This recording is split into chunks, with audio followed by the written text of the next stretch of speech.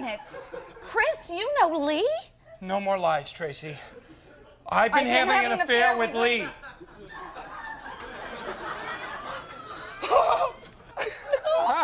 This is so funny.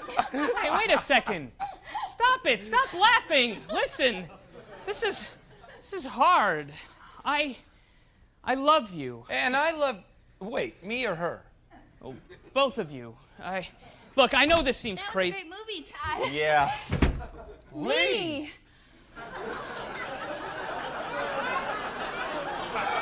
You know Lee? You know Lee. You know Lee? You know Lee?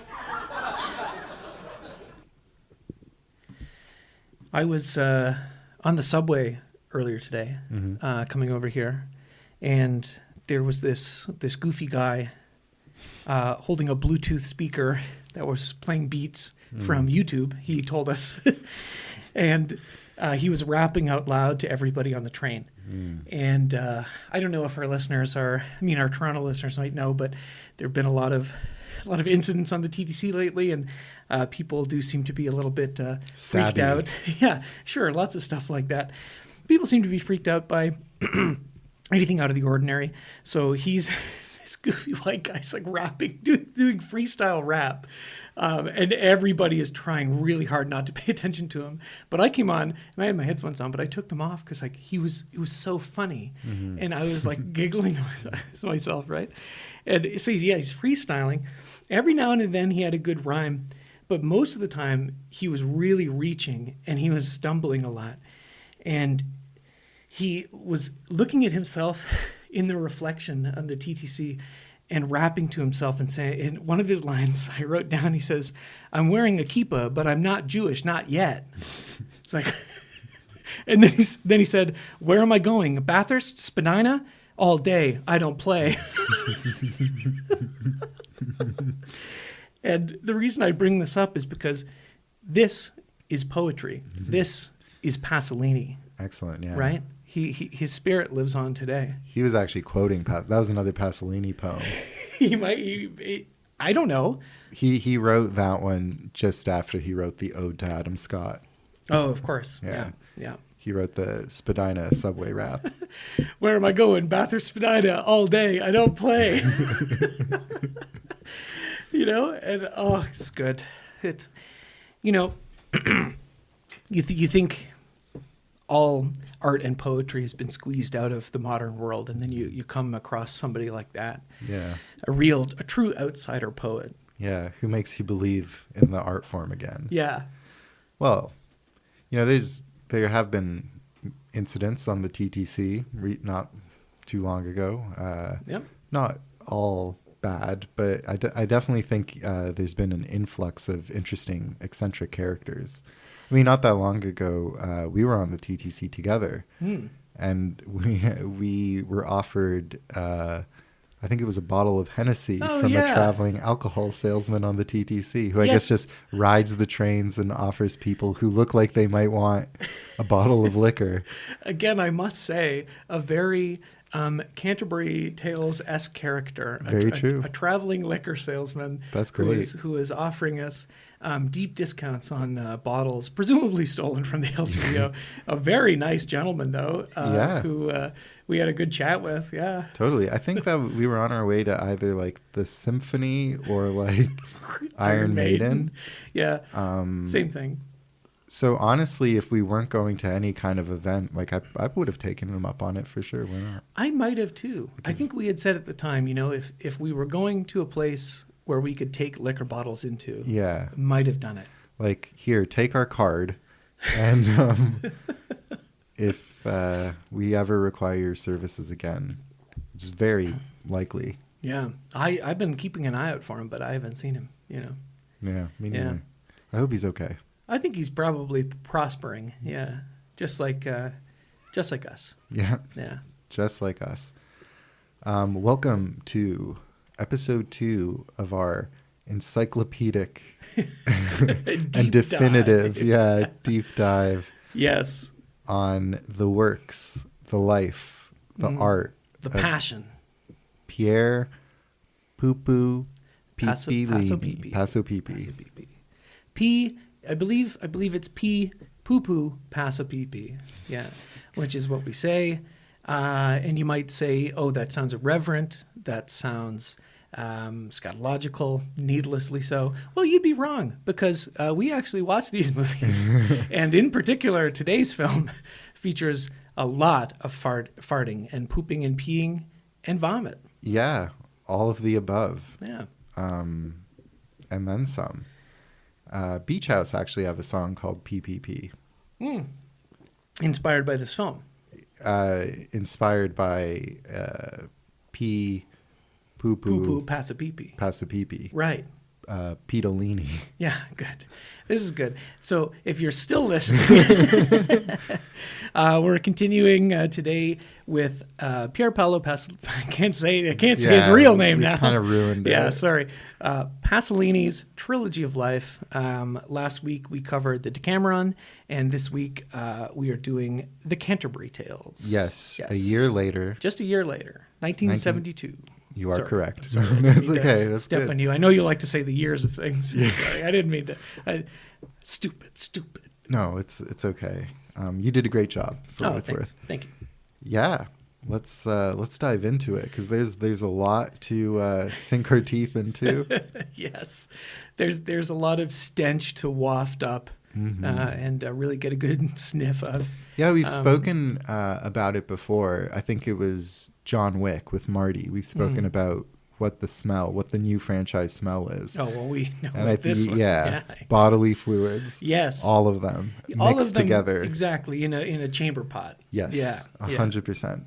Well, similar to last week's episode, we also took a look at some of Pasolini's other films pre this trilogy, some of his work in the 60s. I last week had watched Gospel According to Matthew, and you'd watched Acatone. Yep, and I just watched Gospel According to Matthew as well. Yeah, so what do you think? I can attest to Ben's take on it. It's good. Yeah. It's really good. It's really good. It is. It's good.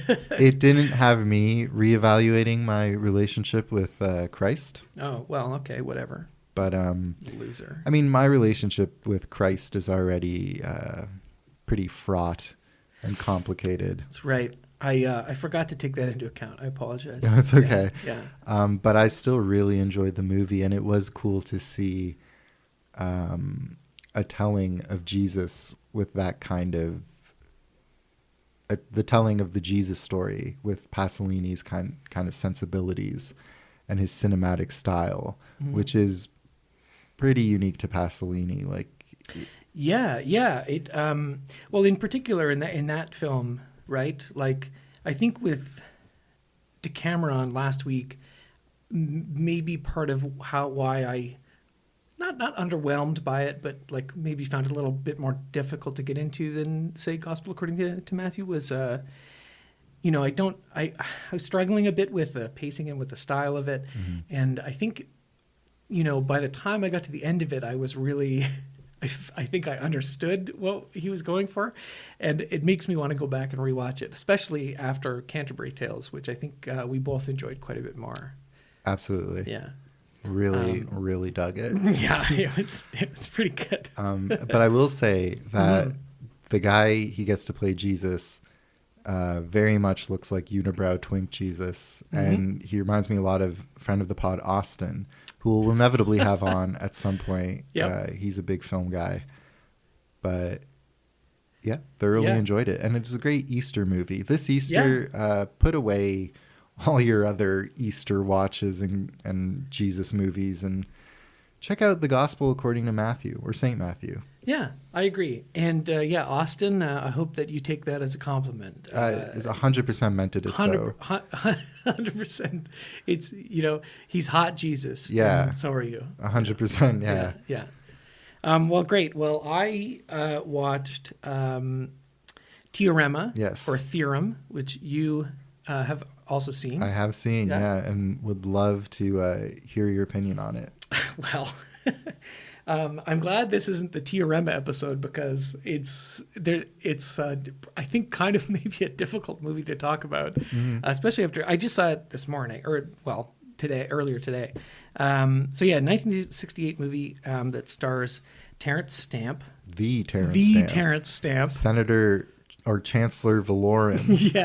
Yeah, his Phantom Menace. known, of course, for his greatest role, whatever Chancellor talks too much in the shitty Star Wars movie. Sorry, I do like the prequels, sort of. Mm-hmm. We'll get to that. Yeah. You can't wait to hear us talk about Star Wars like no one ever has before.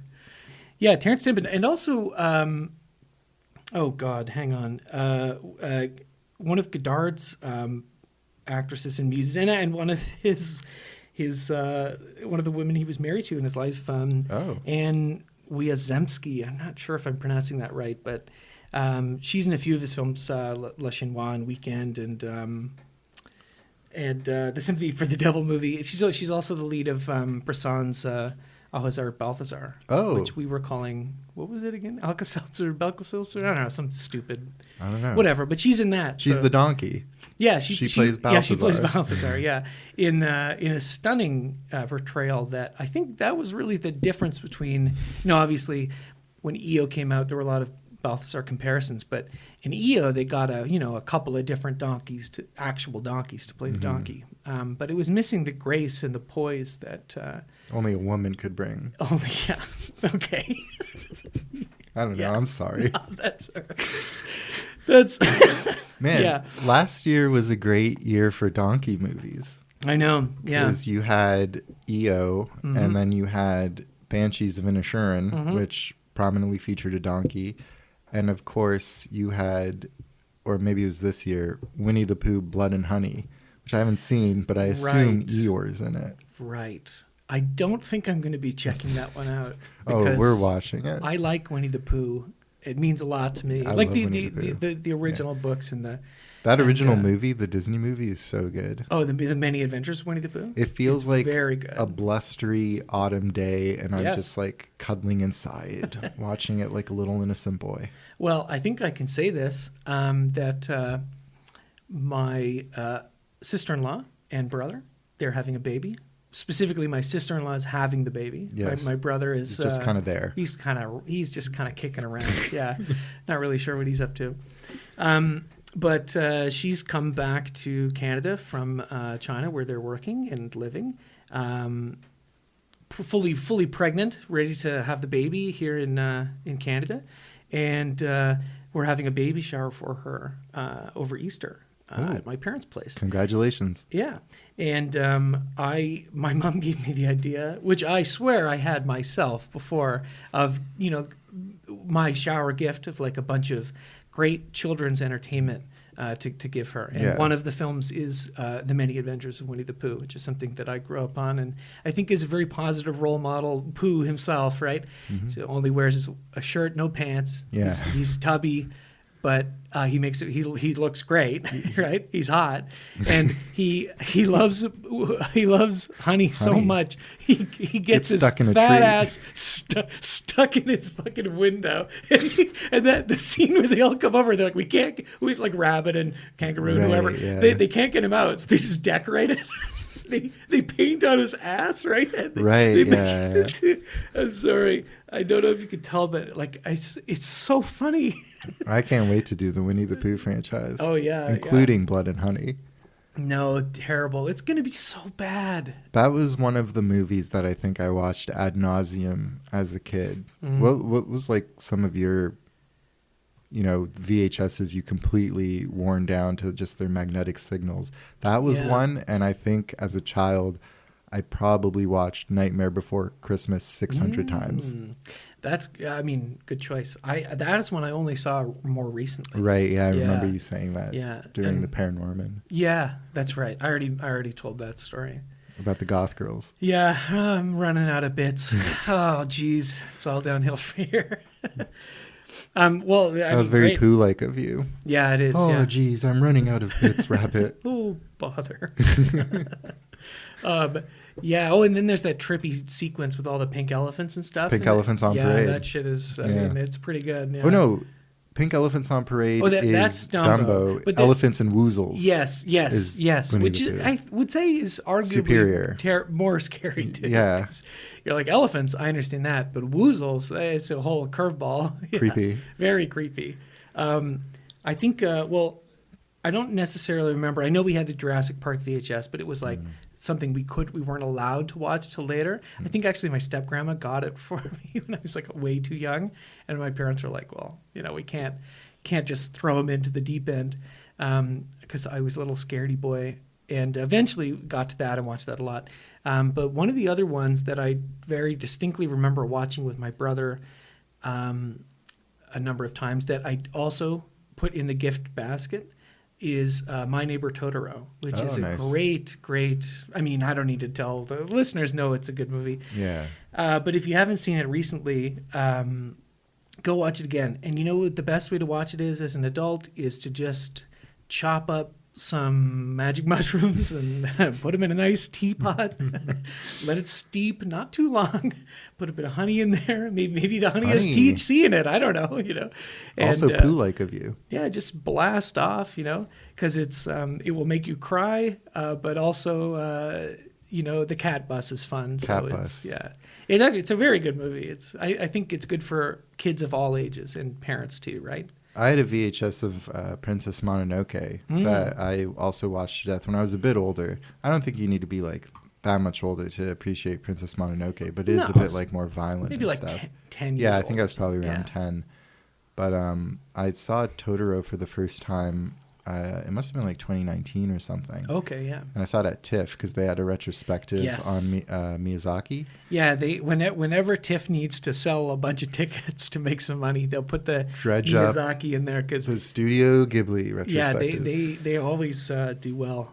Yeah. But at that time, I was just like, there are a bunch of these movies I haven't seen, so I'm going to see a lot of them. And I think I saw almost every, at least of the Miyazaki movies in theaters, and a few of the Takahata films as well, like The Tale of Princess Kaguya and good. Grave of the Fireflies. All depressing. great. Yeah. I didn't see a bad movie, but by the time I got to Totoro, that was one of the last ones I saw. Yeah. I was so sick of just Japanese magical whimsy. You know what I mean? I was like, tell me a fucking straightforward story with none of the. I think that's why I really appreciate and love to this day. I mean, I consider Princess Mononoke one of my favorite movies, is because it does have one of his most coherent like through lines and plots. Mm-hmm. So, Well, that's no one's fault but your own for gorging yourself. no, I did. It was only like half of January where they were showing all these movies, and I literally saw most of Miyazaki's in theaters, except for maybe The Wind Rises, because I'd already seen that. But like, I actually haven't seen that one. Nausicaa, Castle in the Sky, Howl's Moving Castle. I didn't see Ponyo in theaters, but I have seen that before. I didn't see Ponyo that. like ham. That's very funny. Whenever Ponyo says Ponyo loves ham, it gets me every time. Yeah. Yeah.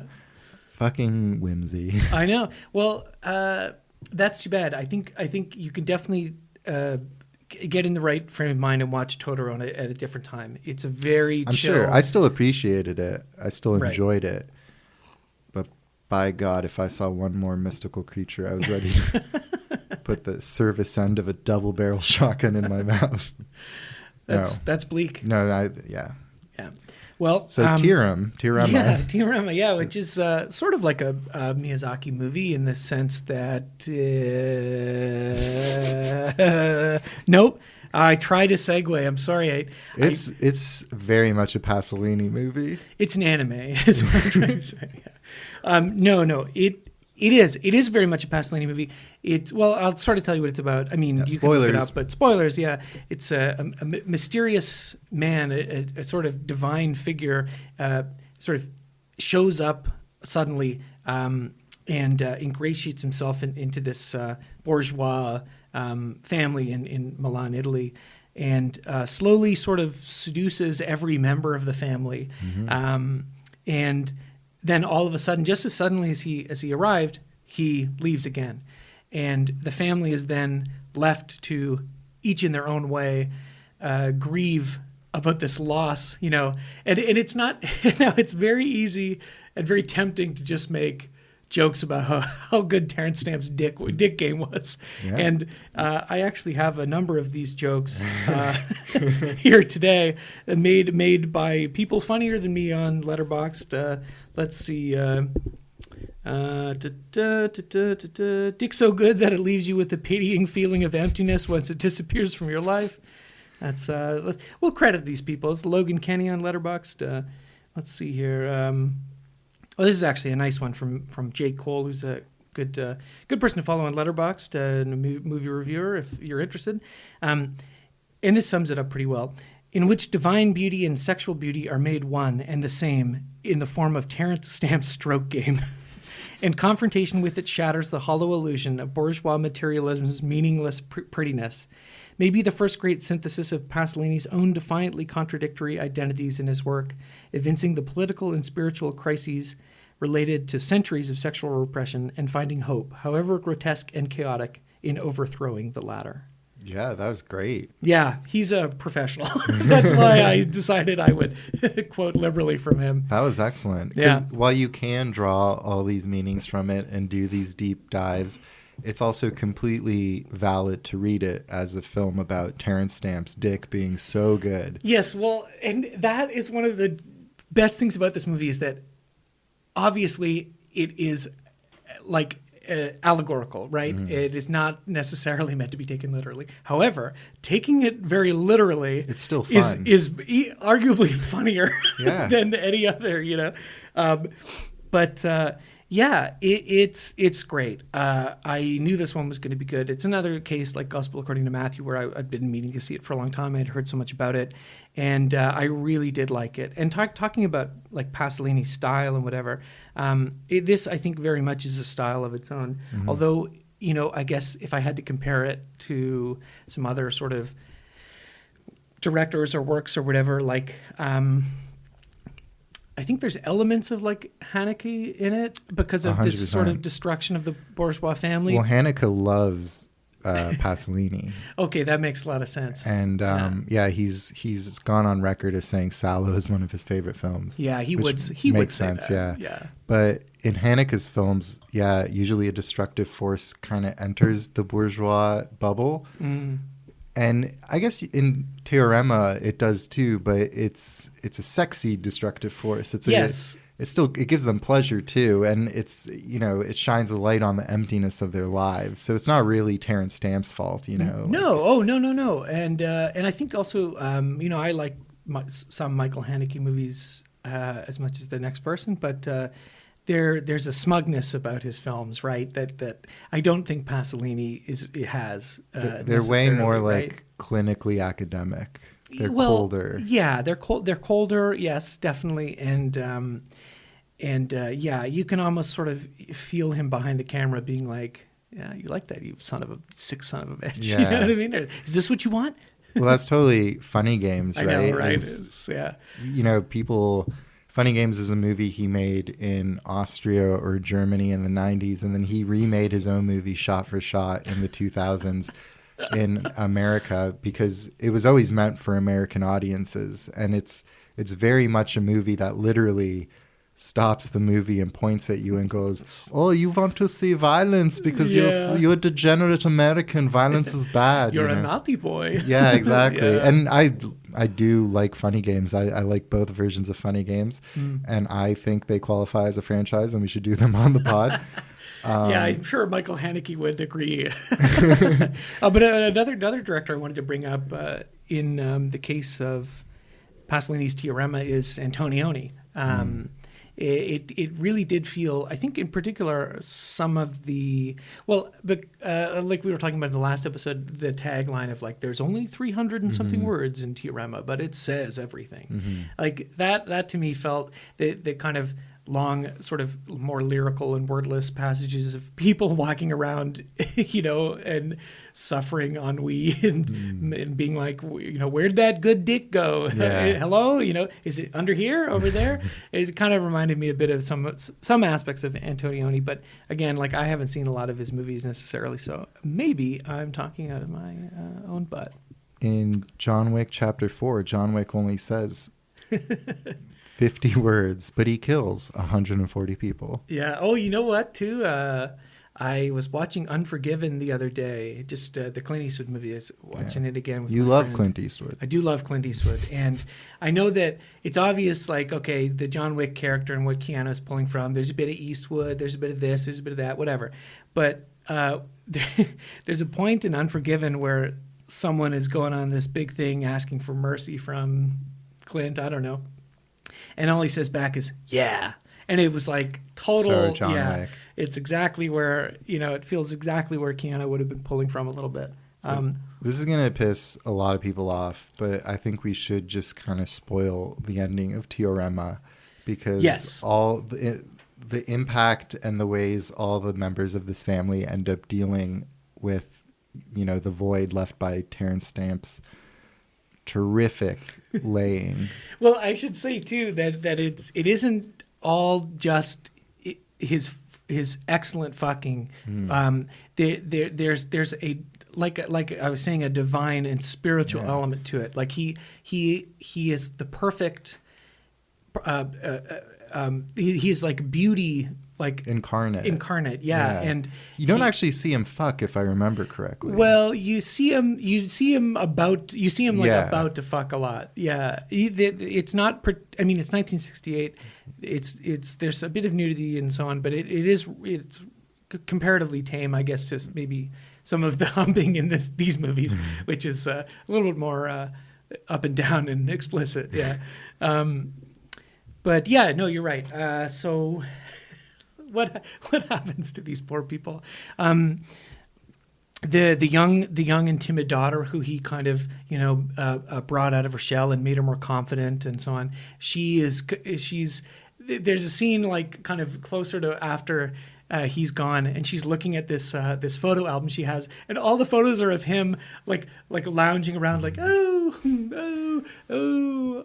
my dick is so strong. I'm so pretty. I'm so pretty. And there, a lot of the shots of him early on when he's hanging around does the that family a lot. place. He lounges. Yeah, he's lounging, lot. and he's lounging, and he's man spreading, and they're always looking at his cock. Yeah, you know what I mean? He's allowed to man spread. Oh yeah, it's great. And he's the books that he's reading are like intellectual text. So it's not just that dick. He's got a brain on him too. Mm-hmm. Yeah. So she ends up catatonic. She's at one point she's carted away to the institution. Her life is over. Yeah. Right. The son. The son. Well, should I say the son last, maybe? No, I want to save the father for last. Okay, the father's my favorite one. The son, I think, in addition to sleeping with him, he was like friends with him. He's friends with him, and he gives him confidence, and he introduces him to art. They're looking at a book of Francis Bacon paintings, and he's sort of awakening this like artistic spirit and guiding this artistic spirit with the young son. In addition to railing him in the butt. Rearranging his insides. Yes. Through the ass. As they say. And the mother, the mother basically, he is maybe the purest of he just gives her like a joyful sexual experience that makes her feel like a woman again. Yeah. The father is too busy with his factory business, right? And the father who's ill, he takes care of the father. He stretches out his legs quite erotically on his shoulders. And right. That's actually maybe my favorite shot is that he puts his legs up on his shoulders, and the father is like, oh, it's like feels so much better. And there's this cut to Terence Stamp's face, and he's got the guy's legs, right? But the look in his face is just like it's similar to some of the gospel according to Matthew shots of like a divine presence, but it's also kind of like a little cheeky, like, he's like, yeah, I bet that feels good. I knew that would feel good. I knew that's what you needed. So the mother, is trying to replace that experience by driving around the streets and cruising, yeah, picking up young hitchhikers, and she has a kind of a not so great sexual encounter that she leaves her feeling unfulfilled and I think probably ashamed of herself and so on. And it's funny too that a lot of these like a couple of the people that she's cruising, and then I think the father actually sees another guy that reminds him of Terence Stamp. There's a few Terence Stamp kind of lookalikes that they're like, oh well that's pretty close. It's like, no, like that's not God with a cock. That's just some guy with a cock. It's not the same thing, baby. The mother's kind of chasing the dragon. Yes. And the dragon is Terence Stamp's like fire-breathing penis. Yes.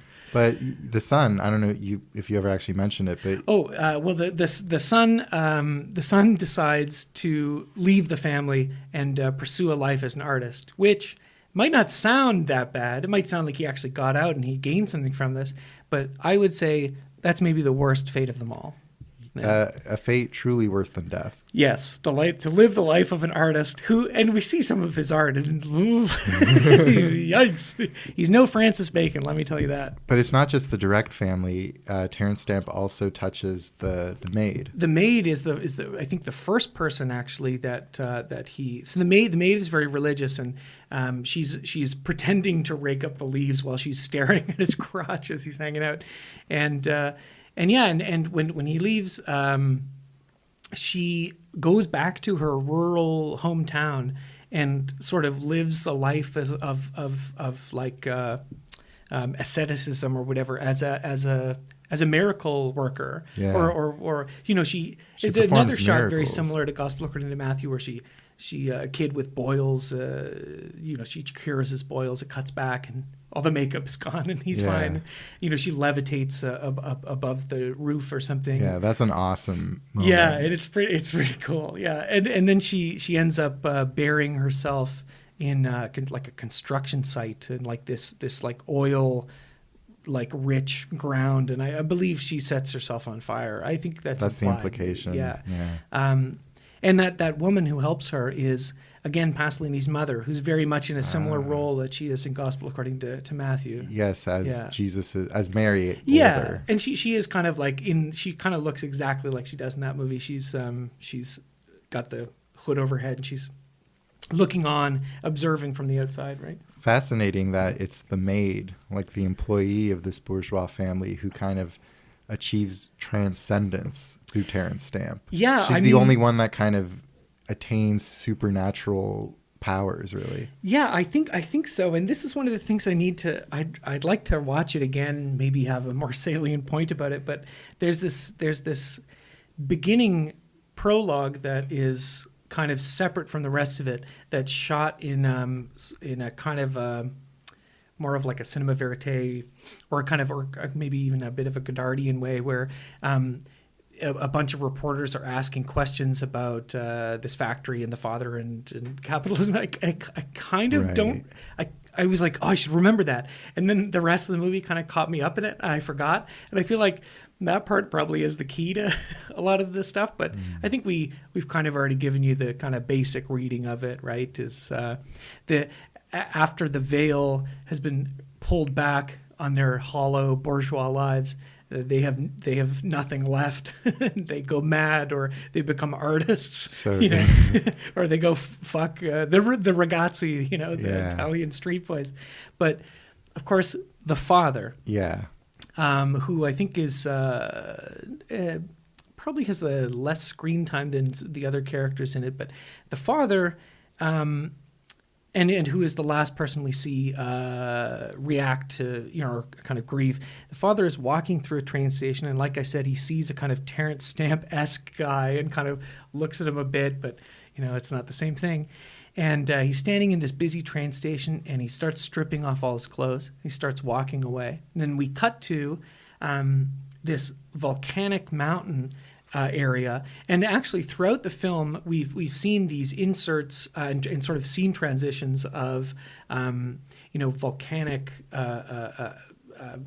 dust and rock like kind of blowing over whatever, and we finally get to that, and he's walking naked through this volcanic desert or whatever, and he's walking around, and eventually he kind of gets to this middle ground area, and he starts screaming, wailing, and walks off wailing, and that's the end of the movie. It's such a good ending. Yeah, it's great. It's great. I need to rewatch it. But yeah, he's just naked, like it looks like he's at the foot of Mount Vesuvius after it just went off, and he's just screaming into this ashy, desolate void. It's so good. It is, and this is not. This joke doesn't really make a lot of sense if you think about it too much. So don't think about it. But another alternative title is "Call Me by Your Name and Your Name and Your Name and Yours and Yours." See, I thought that was funny, but it doesn't really line up. So just forget I said it. I like it. Yeah. I just hope that I can give someone an orgasm so powerful that when I ghost them, they wander aimlessly and just, they're a shell. Let's go through Alex's little black book and start calling people and see if he's ever cause anyone to go catatonic or. Yeah. Well, I like you, Alex. I think you're a great guy. But are you divine? I don't know. Probably not. Probably not. Yeah. Two other quick things I wanted to say about Teorema before we move on.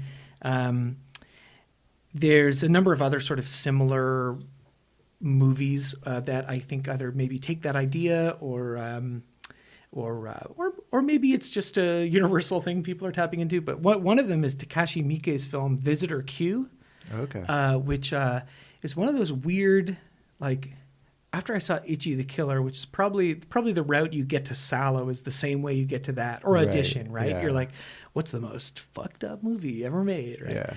And I heard Visitor Q was equally messed up, and so I remember watching that, probably too young to fully understand it, but it's a similar thing where some stranger comes in and has sex with every member of the family and moves on.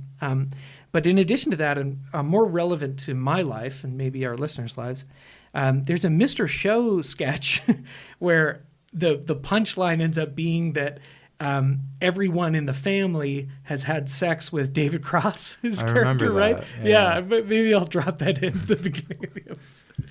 I don't know. But anyway, and I remembered that while watching the movie. And then when I went to go look at the Wikipedia page, it's actually cited on the Wikipedia page. But it's one of those funny things where it's not, there's not an actual citation as if one of the directors said this was a Pasolini reference. It just says, which may be a reference to Pasolini. Right, so yeah. Maybe we're reaching, but...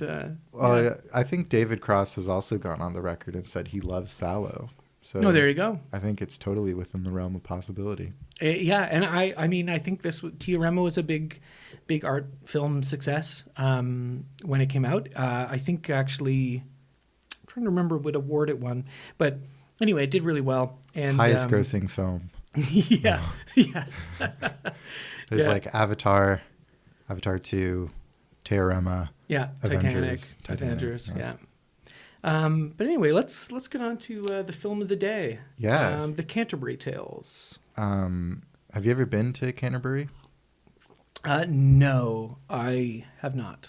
It's really beautiful. Yeah. But a lot of places in the UK are like that, where you're there and you're just like, wow, this city, town, whatever it is, has been around for so long.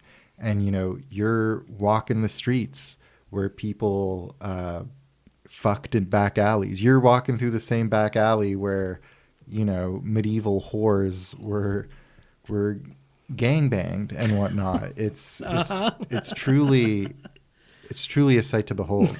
Yeah. And I just had a funny experience because me and my ex-roommate, we went there, and then from Canterbury, we took a train to Dover, where we walked up the White Cliffs of Dover, famously of the classic, the poem.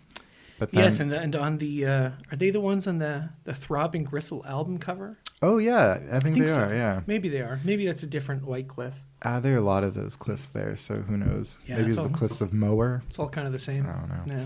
But yeah, we were taking the train back, and there was like a really stout, grubby Englishman working the train ticket booth, and it wasn't really clear which platform the train back to Canterbury was going to be on. So I wanted to ask him, and I heard English people pronouncing it Canterbury, like they dropped the bury. So I thought, I'll make it easy for this guy. And I was like, which platform does the train to Canterbury go? He's like, where? And I was like, Canterbury. He's like, where? I was like, come on, don't make me do this. I was like, Canterbury. And he's like, Canterbury. And I was like, hold on. You just dropped like so many more syllables than I even heard, British people. He said Canterbury.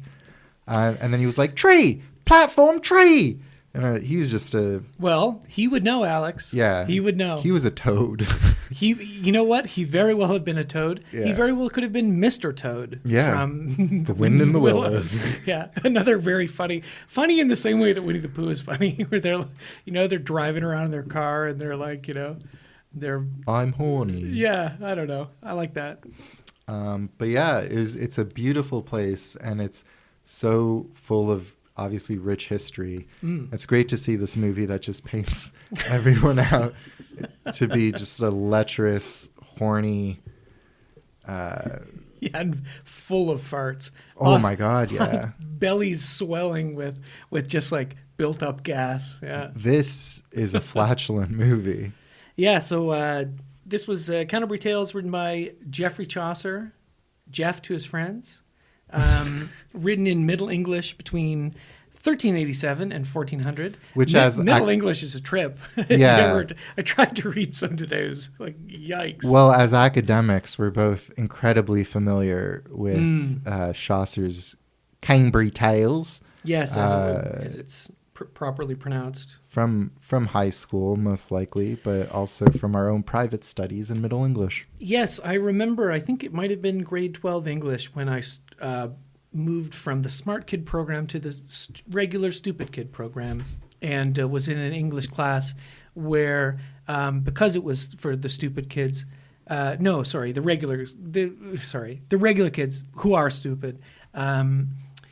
It was a very brief look at Canterbury Tales, taught by a man who is very much like a toad, kind of reminiscent of your fellow in Canterbury. One of the worst teachers I've ever had, who I don't think did much teaching. But of course, like you said, because we're academics, earlier this week, Alex and I both revisited the text, Canterbury Tales. Epic poem or collection of poems. And and we read it all in the original Middle English. I can actually do a bit of Middle English reading if you'd like. Please, yes. So these are the opening lines of the Merchant's Prologue in the original Middle English, which Alex and I know how to pronounce. Okay.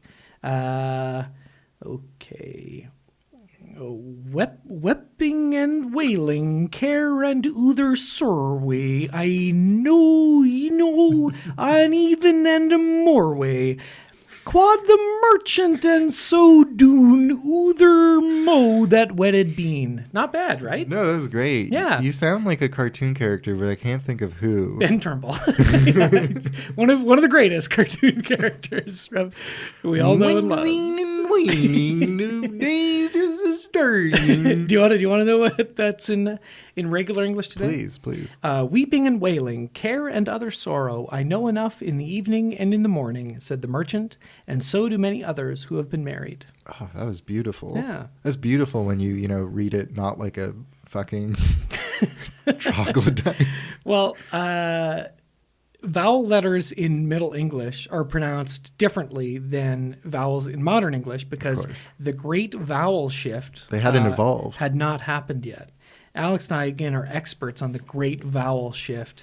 Experts in the great vowel shift. Like, you beat me. I got it. Hey, this guy, he's an expert on the great I vowel did the great shift. vowel shift this morning. Let me tell you. Oh, that's an A+.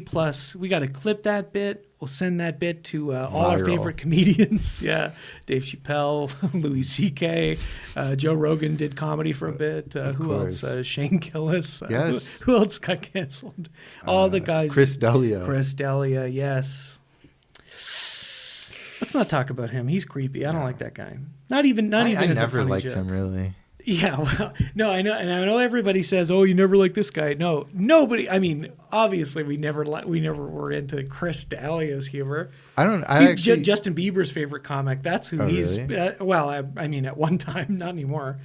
But that's who he was playing to. I don't think I'd ever even seen his stand-up. It's awful. It's awful. I watched them when I was like trying to figure out who is this guy that we all hate now. Right. Yeah. Ugh. I think I watched his Hot Ones episode. Oh yeah, I like that. That Hot Ones interviewer is good. really good. He's good. I like that guy. He does a lot of research, but he's nowhere near as obnoxious as Nardwuar. And this is coming from someone who loves Nardwuar. I've dressed up as Nardwuar in my life. I could see that. So Thank you. I can see it now. So no disrespect to Nardwuar, but yeah, that guy's doing well. Yeah, and all the power to him. And he gets to eat chicken wings every day. It's true. And I heard Warner Brothers is optioned Hot Ones for the Hot Ones movie. Yeah. Really? Yeah. Hot Ones 3D. You're tricking me. I think I don't know. I just, like I said last week, I just read the news and I just tell you. Okay. All right. You're always accusing me of this making feels like things, a trick. You're always accusing me of doing bits on the podcast. But all I'm doing is I'm looking at my frickin' phone and I'm just reading the news as it comes to me. Okay, all right. Fair. Well, I mean, listen. Jesus. If your hero Andrew Callahan in Channel 5 got a movie. No, it's within the realm of possibility that there could be a Hot Ones movie. Hot Ones, the movie. Okay. Anyway, moving on. What are some other great Chaucer's greatest hits? Chaucer's greatest hits. Paul Bettany. The Knight's Tale is one of the tales in the Canterbury Tales. A Knight's Tale. The Knight's Tale. A Knight's Tale is partly an inspiration for A Knight's Tale with Geoffrey Chaucer as Paul Bettany. With Paul Bettany playing before he was Vision or whatever, right? That's who he is in the Marvel. Gangster number 1. Yeah, before I do want to see Gangster number 1. You've never seen it? No, it was such a. It's an like one of those interesting movie. Ubiquitous like VHS box covers at Blockbuster that because it has its striking kind of poster that I thought, ooh, like gangsters. I watched it at a cottage once. Yeah, it's a good cottage core movie. Yeah. That's a great adaptation. There's a 1944 Powell and Pressburger movie called A Canterbury Tale. Okay. Again, which I think that's one I haven't seen. They're definitely like one of my favorite directing teams and directors or whatever, and probably the best directors to ever come out of England. I can say with confidence, even though I'm probably totally wrong and missing somebody, but some of my favorite movies from them, A Matter of Life and Death especially is one of my favorites, but like Red Shoes and all these great movies and so on. A Canterbury Tale, that one is supposed to be really good too, where they, I think there's, instead of pilgrims on the way to Canterbury, it's like soldiers in the war or something in World War II, like on their way to, reprieve in Canterbury or something, so. You're pronouncing it wrong though. It's a Canterbury Tale. I'm not gonna do that. Okay, I'm gonna say it the way that a good Canadian says it. In all seriousness, I didn't remember much of the Canterbury Tales. I remember we studied The Wife of Bath, which she gets like a small section of this film, but she pops up at the beginning, and then she has they don't do the tale of her, but they do the prologue. Yeah. And what I remembered about her was that she was a huge slut, and she had a gap between her teeth, which back then symbolized and meant you were a slut. And I remember that because I always found it interesting when I was younger, and I learned that because I have quite crowded teeth. So it was. Let me see them. Oh yeah. Because I never had braces, so my teeth at the bottom kind of crowd. Yeah. All right. Sure. Which I think means I'm a huge prude. Well, we know that's not true. But Madonna has a gap in her teeth. And all right. Interesting. She had the whole sex she thing literally going wrote on. the book on sex. Yes. Yeah. Anyway, what was your experiences with Chaucer's works? Yeah, well, again, aside from reading them in Middle English earlier this week. In its entirety. Just a quick subway ride, you can just get it done. No, we, like I said, studied it in I think in grade 12 English, and I think actually my girlfriend at the time was in my class. and we teamed up together to do see, Alex is giving me a lecherous. He's nodding. Yeah. Well, if you guys had to recreate one of these ribald bawdy tales, we picked the one that didn't have any sex in it. Enough. It might have been a requirement, but from the school, I'm not really sure exactly how this worked, but I'm pretty sure the one that we did was what's it called? It's in this movie. I'm pretty sure we did the one where the four Pardoner's Tale. Yeah, there's four rowdy kind of hooligans, and one of them. We'll get to it, right? If we go, we should go one by one. Sure, yeah. Right. Okay. So there's 24 tales, but there's only 8 in this movie, the framing story in the original is a bunch of pilgrims on their way to Canterbury, and they're trading tales. I think there's actually a contest, like who has the best tale or the bawdiest tale or this or that. And in this one, what's the wraparound like a little bit? It's just kind of Pasolini hanging out, and after like each tale, we kind of cut back to him, and he's just looking like so self-satisfied. Yeah, because he casts himself as Chaucer. Yeah, right? That's true. Yeah, he casts himself as Chaucer, and after each one, he's just like, that was good. I like that. Yeah, so you see him at the beginning a bit, but then throughout the tales, not after every one, it'll cut back to him, and he's writing, and he's in the library, and he's like, he has a very self-satisfied look on his face, like. And then they fuck. Yeah. The end. And maybe in this one, he shit, and then he fall into the shit. Ah, yeah. Another masterpiece. Yeah, this is a good one. Molto bene. It's really good. It is good. A couple other things before we talk about some of the tales.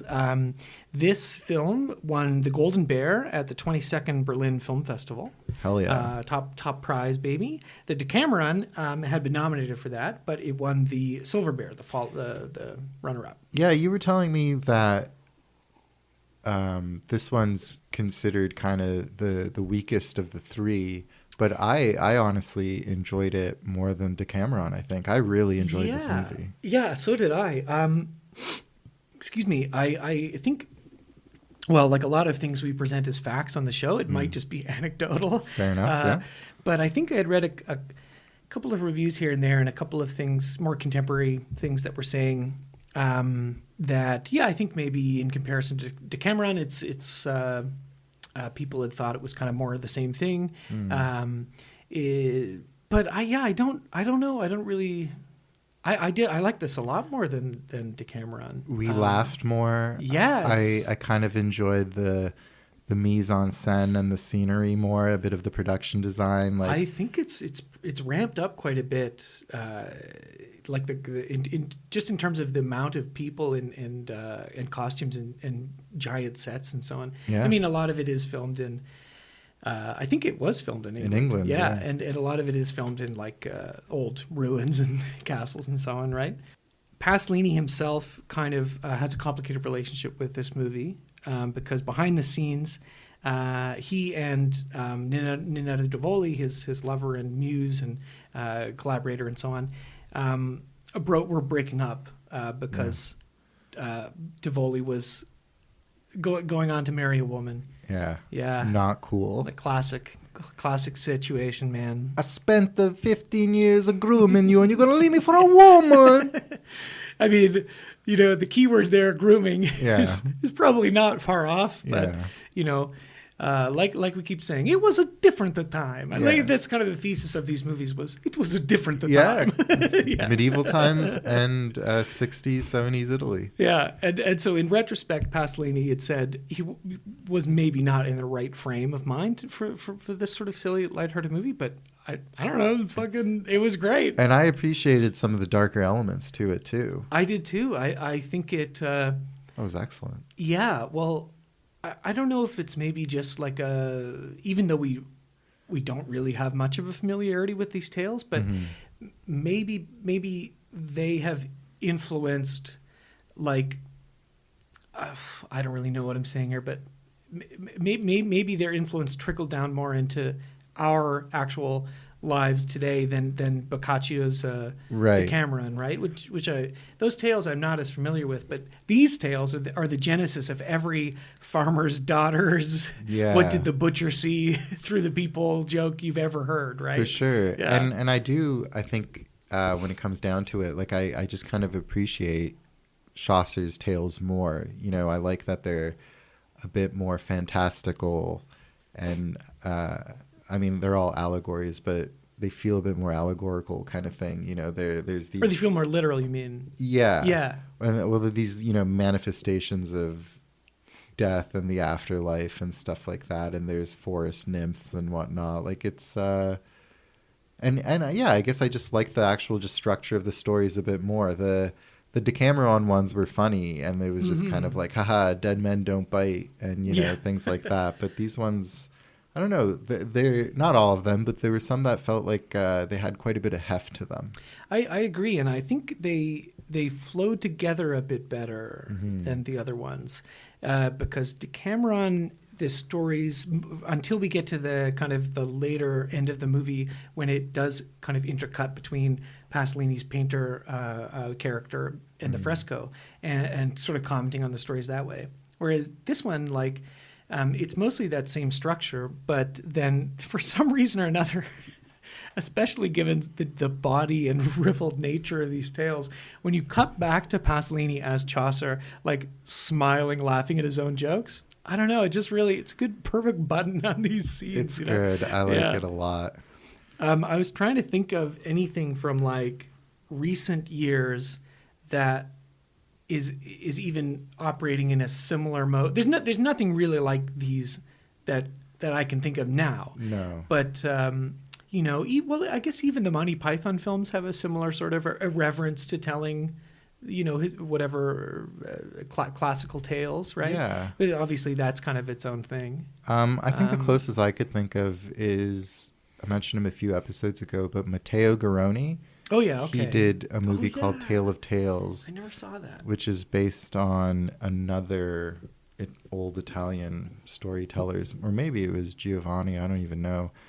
But those were good, but they felt way more modern, because it was these like different fairy tales, but they would cut between them, and they all kind of like, you know, reach their climax or crescendo towards the end of the movie.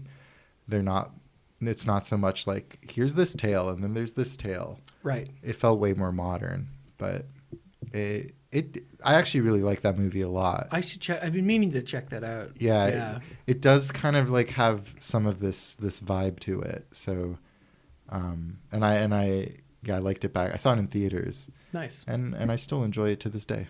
Okay. Yeah. The one that I was kind of thinking of, it doesn't.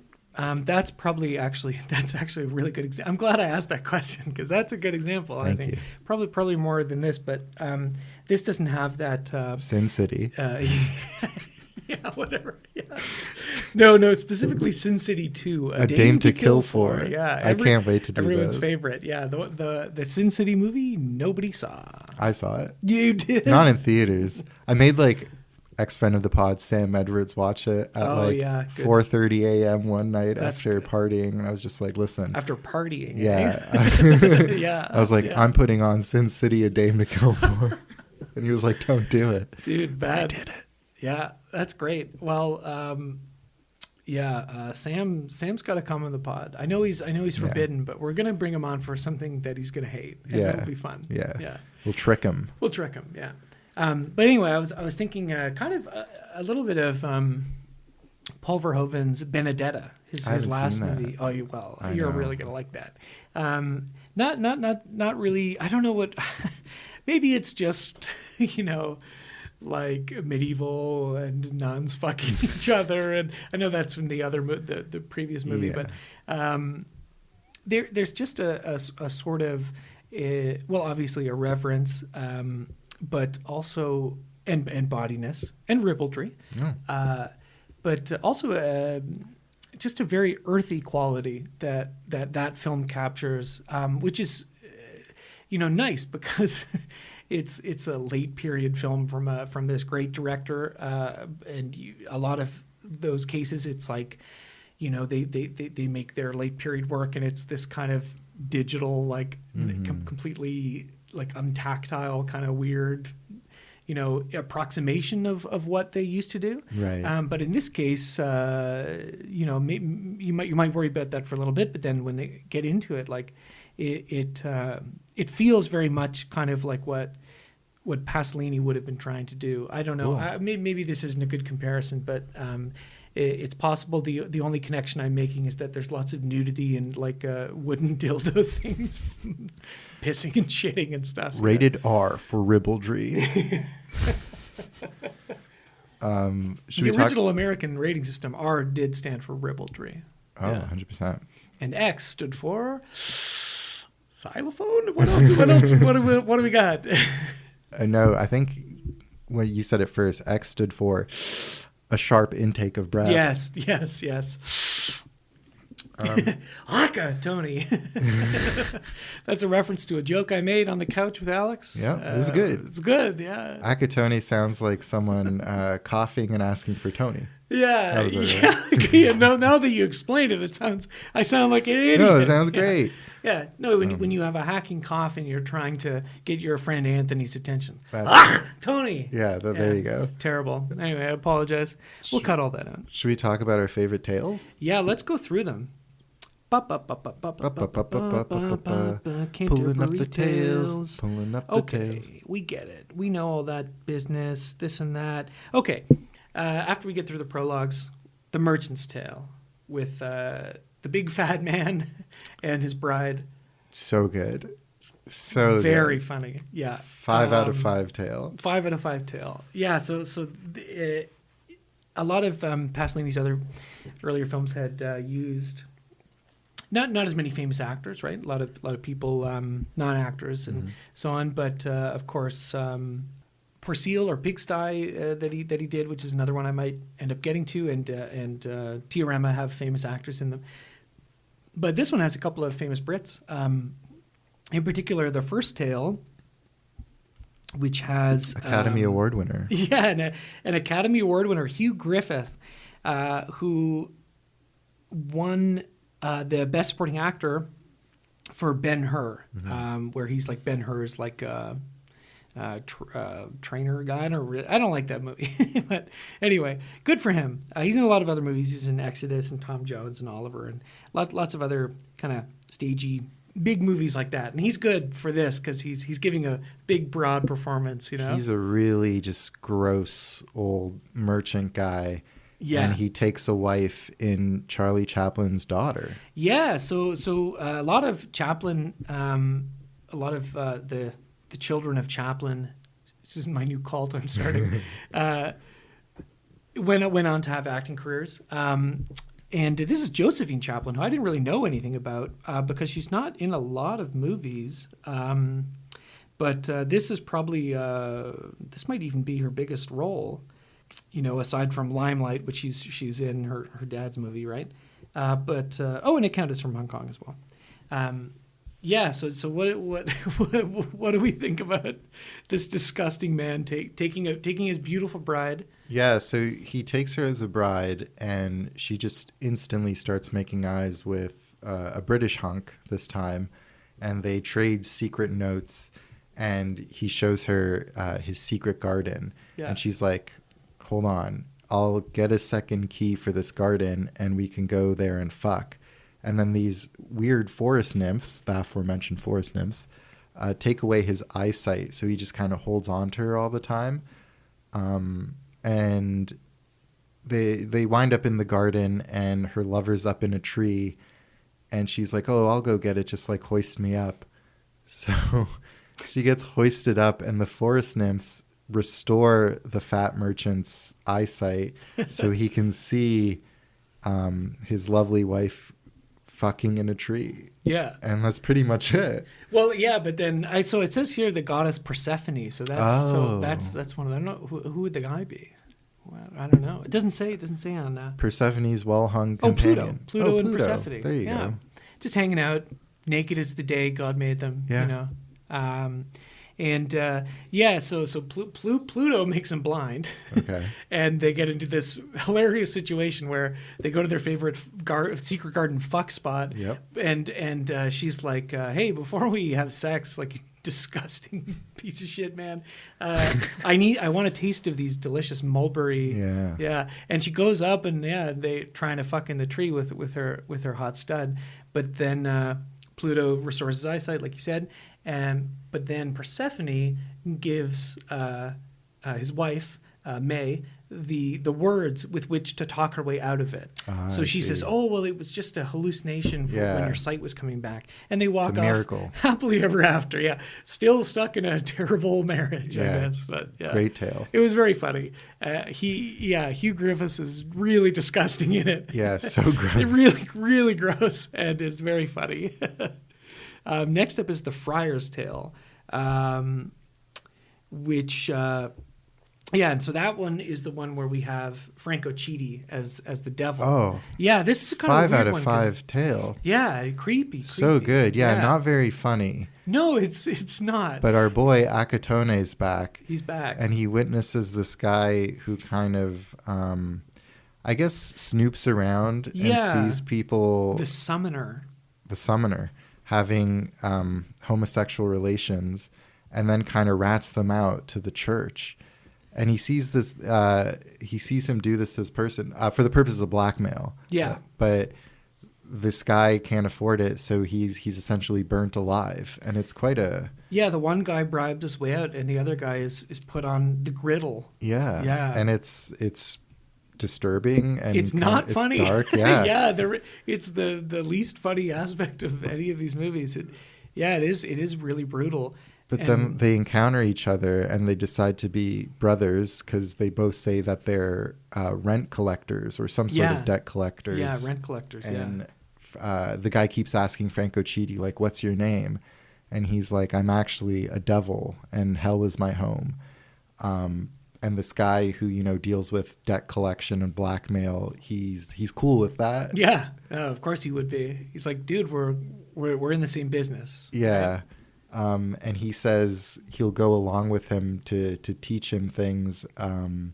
But, riding with this devil, anything that the people he collects from, he keeps. So they go to shake down this old woman, and she's so pissed off at this debt collector. She's like, I don't have anything.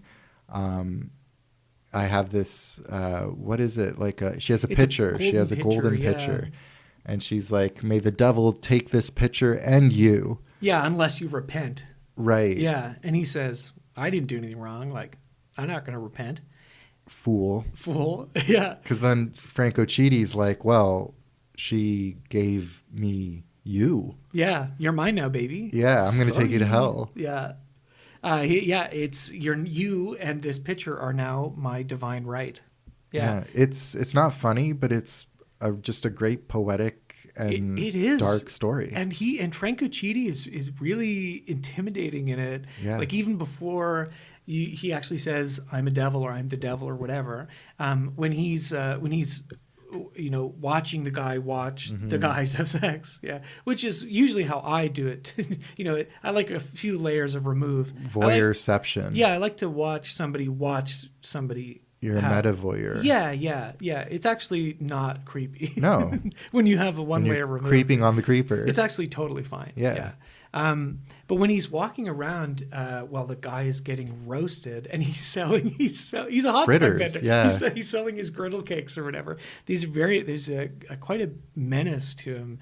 I really got to watch Akatone because I like this guy a lot. He's got a great presence and a great face. Yeah. And it is intimidating and dark, but also kind of friendly, Oh yeah, seductive. Yeah, because the guy basically instantly is like, "Let's be best friends." Yeah, like, "Oh, I love what's you." your name? Yeah, essentially, it's great, yeah.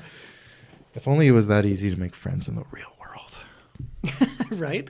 Well, maybe next time you meet an unscrupulous marketing guy who's like, "Hey, give me some tips." Like, I don't give it. I'll lie to people for money and whatever. And you're like, why don't you just tell him you're the devil? I'm the devil. See how he reacts. Hell is my home. Hell is my home.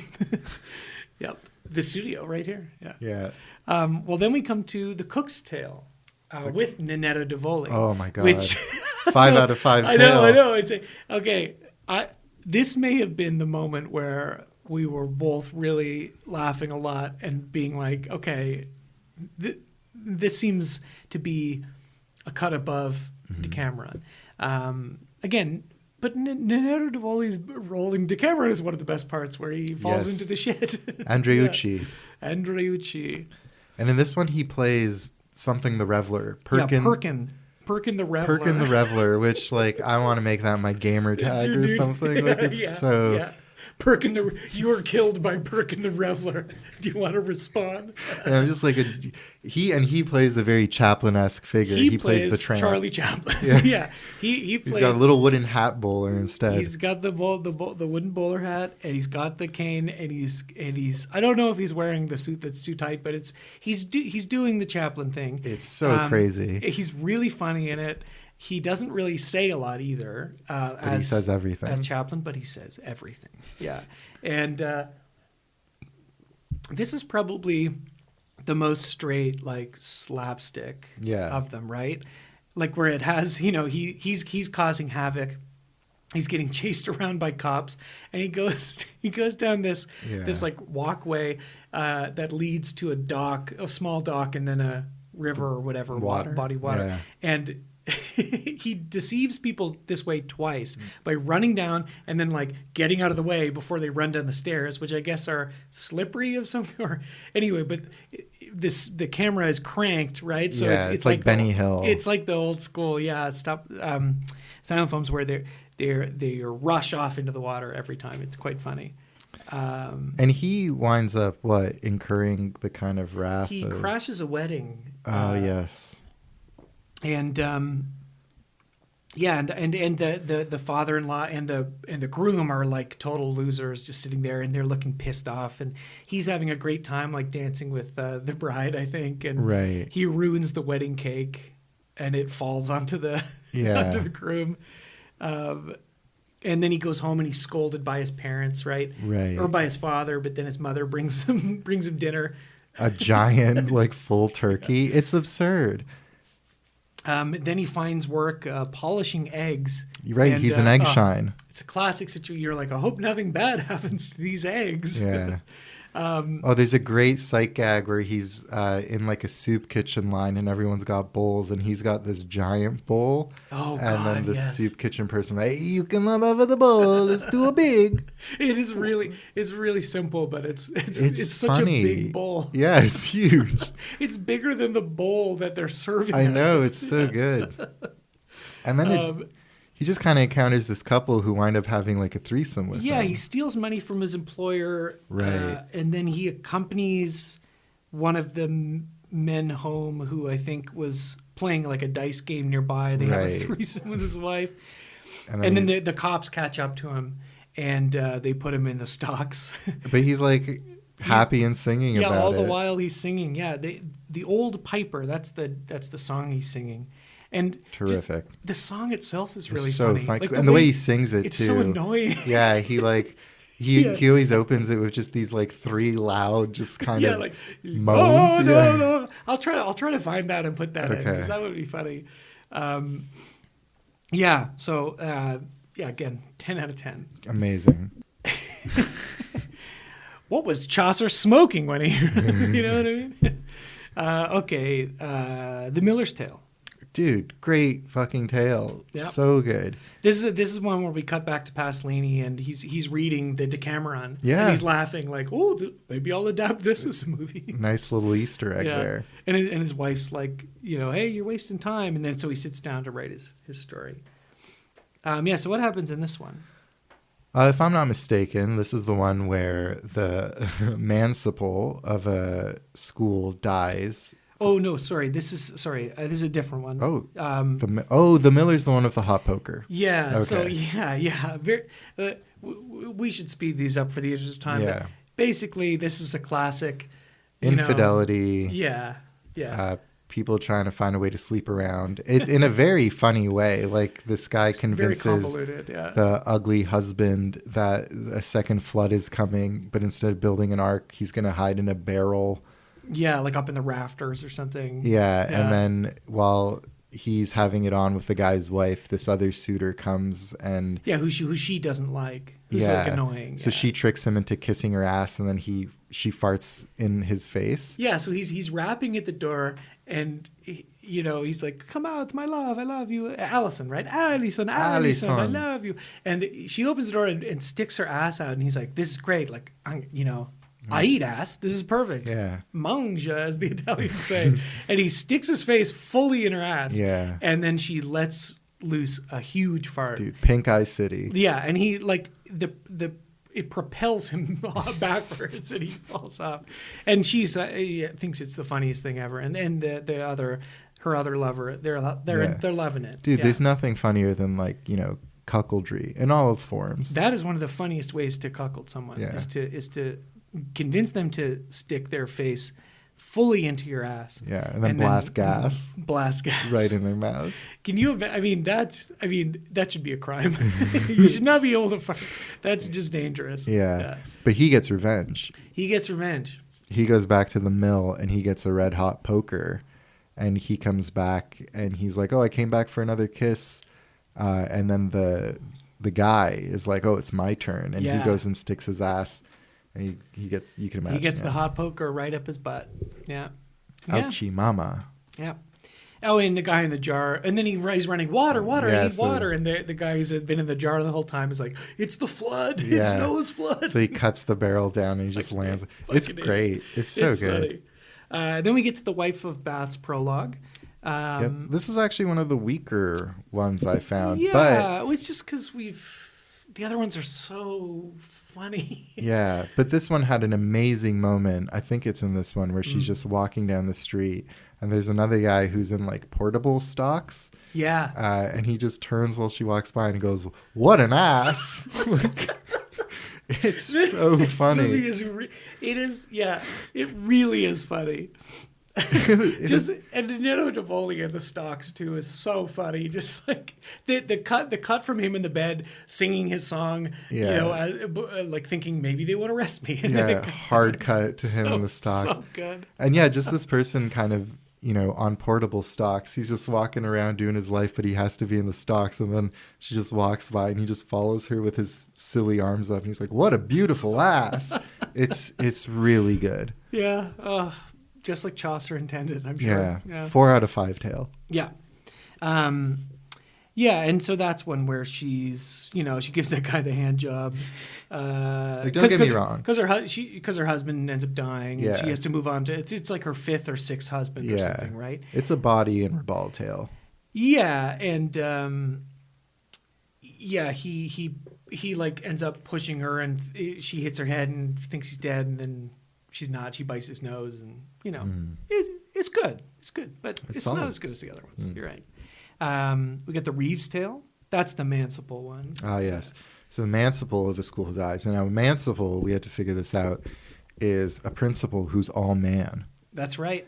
No, it's someone who supplies a school or a college with food or something. Yeah, something like that. Or a school monastery. So he dies, so they send 2 students to this grain farmer who always shortchanges them. Yeah. And he sets their horse free, so they're chasing after the horse, and then he kind of swindles their bag of grain. Yeah, he cuts the grain with some other fentanyl. Shit. Yeah, he cuts. Yeah. It's awful, man. You can't trust grain anymore. And then they come back and they have to spend the night. And in the middle of the night, they cook up this scheme. One guy fucks the daughter. It's the classic farmer's daughter. Yeah. I got in this bed and you got in that bed and we switched it around. Yeah, and then they get in the wrong beds. And one guy gets in the bed with the dad, and he's like, "I just fucked the farmer's daughter." Yeah, he's like, yeah.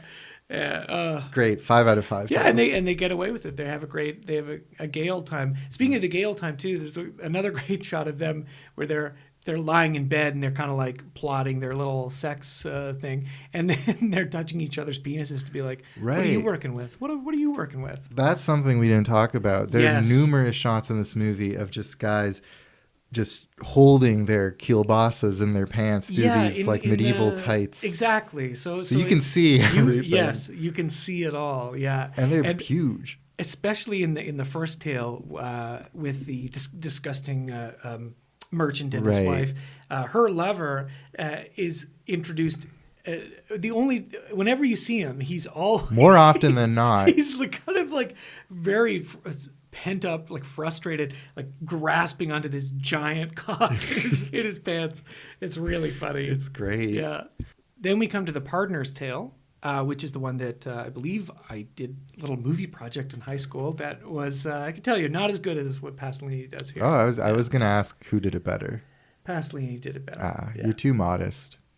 No, I mean, it was really bad. But yeah. Well, Pasolini does it phenomenally. He really does, yeah. So this one starts in a brothel, and these I guess 4 guys are hooligans. Yeah, hooligans. Yeah, are enjoying some sex and some whipping and also some cleaning of the smegma out of their penises. Important stuff. Very important. I appreciated the fact that there was a flogging because we are such proponents of flogging. Yes, I see the flogger right here. It's always in the studio. Right under Bruce Willis and Live Free or Die Hard. There he is. Yeah, that's a beautiful DVD copy. Anyway, one of the kids, he's drunk and he starts pissing on everybody and making a ruckus. And then he's killed by a thief or somebody. Off screen. Off screen, yeah. The other guys hear about it and they misunderstand the story and they believe he was literally murdered by death. Yeah. Like death himself. And so they go to seek death out and get revenge. They encounter this old man and they accuse him of being like a death conspirator. And they pull out a knife and he's like, no. Like, go look at that oak tree over there. There's a bunch of treasure underneath it. No, he says if you want to find death, he's under that tree or something. Oh shit. That makes a lot more sense. Therein lies the twist. Yeah, so they go over to this tree and they see that there's all this treasure at the bottom of it. And the 2 guys, they're like, we'll stay here. You go get us food and wine. And we can't like be seen leaving with all this treasure in the daylight. We got to wait till nighttime. So get us food and wine so we could pass the time. Mm-hmm. So the guy goes. He turns up to this bar and he's just like 3 caskets of wine and 4 breads, you bastards, or something like that. Great. Yeah, and we were shit. Yeah. We were talking about how great it would be if you just had a really colloquial relationship with everyone in the city. Yeah. So you could just walk into places and be like, "Sup, you fucking losers." Yeah, and in a way, that really is what Pasolini's saying. Totally. It used to be a simpler time in many ways, and in many ways more complex. Yeah. But yeah, I do wish that I could go into a grocery store and say, 3 jugs of wine and rice, you little rat bitch. Just to some shopkeeper, but in a fun way, in a colloquial way. Totally. And then cool they'd say, "Okay, yeah. you fat motherfucker." Yeah, But I guess with PC culture, people are too sensitive to be called rat finks and motherfuckers all the time. So lame. Anyway, but while the guy's out getting the wine and the bread, he's like, "What if I bought some poison and I poison my companions and then I get to keep all the gold?" Yep. So he does that. He poisons the wine. He brings it back, and his 2 compatriots, I guess, were also conspiring against him. Mm-hmm. They actually just straight up murder him. Yeah, but after they drank the wine. Yes, because then they start violently shitting and vomiting and die themselves. So they did meet death. They did meet death. Fucking 7 out of 5. Yes, but that extra 2 points is because when the guy who shits, he shits and then he falls over and he lands his face right next to the shit. The other guy is vomiting and he lands into his pile of vomit. Pee. Poo. Pukey-leany. He loves it. He does. God bless him. It was, and it's beautiful. It's kind of like shot, that like kind of death scene is at dusk. At dusk. Yeah. And it's just beautiful and just so poetic and so good. I love that tale. Oh yeah, I do too. And yeah, it was funny trying to remember as we were watching this, like which one did I do in high school? I wonder if that film is anywhere. It's probably pretty bad, but it would be fun to go back and look at it. I would love to see it. Yeah. The last one is The Summoner's Tale. And this is a pretty short one, but it ends with a bang. So good. With a bang, baby. Oh my God. So there's this gluttonous friar, and he's trying to get donations from this bedridden like a parishioner. dying man. Yeah. And he says, my most valuable possession, just come over and reach down my back. It's right under my ass. Yeah, it's between my butt. It's beneath my buttocks. And the guy's like, well, I don't see how this could backfire, literally. And he goes over and reaches under his ass. The guy, what does he do? He lets a big fart out. Got him. Pink Eye City, population 2. Yeah. It's so good. Yeah.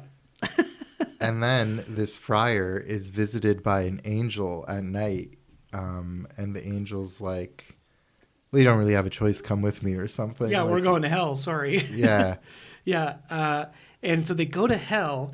And this is the kind of ending set piece, which I think also, how did the Decameron? Oh, the Decameron ends with the Pasolini and the fresco and so on, which wraps things up nicely. But I can't remember what the last tale was. I don't remember either, but this one, you won't forget it anytime soon. This feels the most like a quote unquote set piece that we've seen. It's awesome. Yeah, they go to hell, and it is a Boschian vision of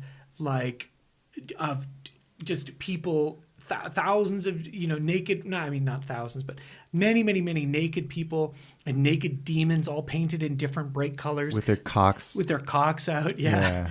So you have green cocks, red ass. cocks, purple cocks. Yeah, people. Demons raping people. I mean, it sounds grotesque, and it really is. So we were talking. I was going to tell you about that about Hieronymus Bosch and the Garden of Earthly Delights. It's a great poster you can get, very similar to this the Simpsons character one. poster, Excellent, where it's three different panels, right? And one of the panels is hell, and it is very close to what Pasolini is getting here, although much more grotesque and with a lot of other creatures and other things like that. Oh wow, yeah. Oh yeah, it's great. I just looked it up now. It's incredible. It's like kind of like a fucked up Where's Waldo, if you want to bring it down to your level of a Philistine who doesn't know who Bosch is. I appreciate that. You're welcome. That is. That's speaking of Ninja Turtles, which I know we weren't speaking of, but when Donatello will say whichever one, Michelangelo will be like copacetic. Yeah. Boschian is a good one. Boschian, Boschian, dude. And it really is. But it's more in like a dark brimstone type landscape. Like this painting is in a garden. It's not exactly the same thing. Where this is everything's kind of black, also kind of volcanic. Yeah, and I think also there were a few other like art inspirations for him obviously throughout this. I think probably like the Goya stuff. Who's that guy who did those the black paintings? Yeah, maybe. I don't know if there were Francisco Goya or de Goya, but I don't know if maybe, but Giotto from, I don't know if I'm saying that right, but from the Decameron it says here, and then also Peter Bruegel, which makes a lot of sense as well. Dude, it's so good. Yeah, so it's not quite as grotesque as like say Bosch's Earthly Delights or whatever, but it's Pasolini'd up, so it's very colorful. Yeah. And one of the great things in it is Satan. I guess there's a guy dressed as Satan, but then there's also a giant prosthetic Satan's ass. Satan is spewing out all of these, I guess, sinners from his asshole. Oh, I thought the demon says, "Let me show you where friars." Oh, friars, are made. So, that's right. Corrupt friars. Friars come from Satan's asshole. Yes. And you see Satan shitting friars, and it's multiple times, incredible, just spewing. And it is. They must have, because there's at least there's a couple of shots that I think are a miniature of something. Yeah. And then there's at least one or two shots where it's a life-sized ass spewing actual people. Yeah. It looks great. It's great. It's excellent. It is so funny, and then and then it ends again, cutting back to Chaucer, and he's got a big old smile on his face, which makes it even funnier. And it's him finishing up his tales, and he says, "Here ends the Canterbury Tales, told only for the pleasure of telling them. Amen." That's beautiful. And in a way, that kind of sums up. So it's kind of a similar sort of note to end on as Decameron as well. You know, talking about it now in retrospect, like I really liked it while we were watching it, but going through the tales one by one, I'm like, there's really not a stinker in the bunch. Like, they're all stinky. P.U. This is a wonderful film. I really liked it. Yeah, so did I. And I guess, it sets out what it wanted to do. Yeah, it's. I think it's an improvement on the Decameron in pretty much every way. It just seems a little bit more. It just kind of flows together better, and I think the tales too are generally are funnier. I mean, the Decameron's got some great. Decameron's good. Yeah, it's good. It's solid. It's really good. But yeah, Canterbury took it to a whole new level and I'm there for it. I have a bit of a quote I could read sort of pertaining to these movies. Sure. I think it's from a Senses of Cinema article. And it's quite lengthy, so I'm just going to try to read a little bit. But they're saying, sort of in contrast to some of the quote-unquote indigestible film essays like Teorema and like other things like that. And this is where the quote will start. "This trilogy of colorful and highly palatable films was interpreted by many as signaling Pasolini's abandonment of his self-appointed role as intellectual gadfly and agent provocateur of the Italian bourgeoisie, a renunciation that must have seemed amply confirmed by the ending of the Canterbury Tales, where Pasolini himself, in the guise of Geoffrey Chaucer, writes on the screen, 'Herein the Canterbury Tales told for the mere pleasure of their telling,' and then adds, 'Amen.' Later on, however, contrary as ever, Pasolini would vigorously maintain that, easy as they were on the eye, the films of the trilogy were, in a sense, the most ideological of his career." Which, no, I'm just going to stop for a second and say, like, we'd also read that he had disowned these things. So right. it does seem like, like his relationship to these works changes over time. And I'm sure part of that is how they were received. And then also, of course, all the imitators and things like that. Complicated man. Yeah. But let me see. There was another bit in here that was good. For the guiding principle of the trilogy, he claimed, was the celebration of life in all its physicality and carnality, an exaltation which the films carried out through a sort of carnival of the primitive, desiring human body as it instinctually contested and joyously transgressed the repressive limits imposed by religious and bourgeois morality. Pasolini thus turned the all-too-predictable charge of having played too much on the sexual elements in the original stories into a defense, as he repeatedly attempted to explain in interviews the sex and the naked bodies had been precisely the point of the films, and it had been the critics who had missed it. Having struggled so hard to eliminate the sex from the films, he said, many critics had found them empty of content, completely losing sight of the fact that the film's content was right there, on the screen, in that huge prick above their heads, which they tried so hard not to understand. This is this is like, again, professional writing about it. I thought that was something worth saying. Terrific stuff. Yeah. How many inches out of 10 do you give this cock that you're grasping through your medieval tights and just like death gripping with frustration? I'm in your area. Geez, I mean, if an 8 or even an 8.5, I don't know. Yeah, I was thinking like 8 to 9. Yeah, even, really. The more I think about it, this is the kind of film. I mean, now I said the Decameron, I was pretty tired. I would like to watch it again and try to get it, but this was the kind of film that I think, in months, years from now, I'll be doing something innocuous, folding laundry or some bullshit, and I will think about Ninetto Davoli going da, da, da, da. Or I will think about that man going face first up in that ass and getting farted on.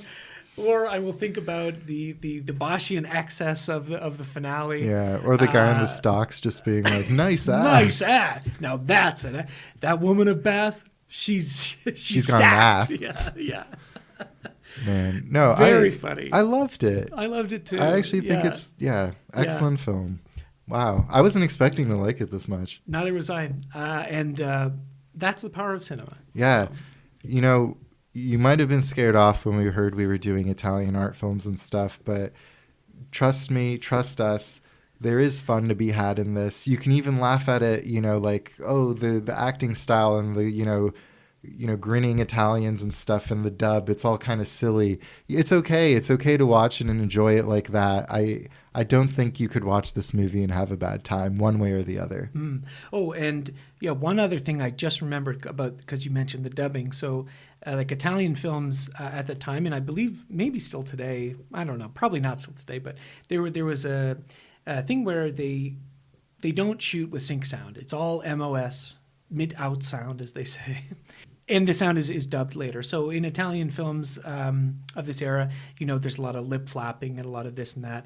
Then there's also multiple dubs. And a part of this is because of international casts. Part of it is also that I don't think there were any sound stages in Italy. Anyway, so this film has both an Italian dub and a Pasolini approved and directed English dub. There you so go. You can watch in English if you want. Yeah, you don't have to read. And one cool thing, we were talked about a little bit about the dialects that Pasolini uses in his movies and his poetry and so on. This dialect, I was really trying to find what the actual name of it is, but... Italian. yeah. In the Italian version, the dubbing is done by actors from Lombardy. Pasolini made this choice because in Italy, the Lombard accent is considered prim and sophisticated, making it a suitable stand-in for the English accent. There you go. Dude, genius. Love this movie. Next week, Arabian Nights. Please play along. These movies have been great. Like, follow, subscribe, or whatever. Tell 2 antisocial film nerds in your life. Mm-hmm. We will see you then. And then they have sex, and it's a good. It's a good. And you know how we end a nice movie? We end this episode of the podcast. We end it with a nice big. We have a nice. It's good. It's good, yeah. Please, I don't feel so good. It's maybe because I drank a poison wine. Oh no. No.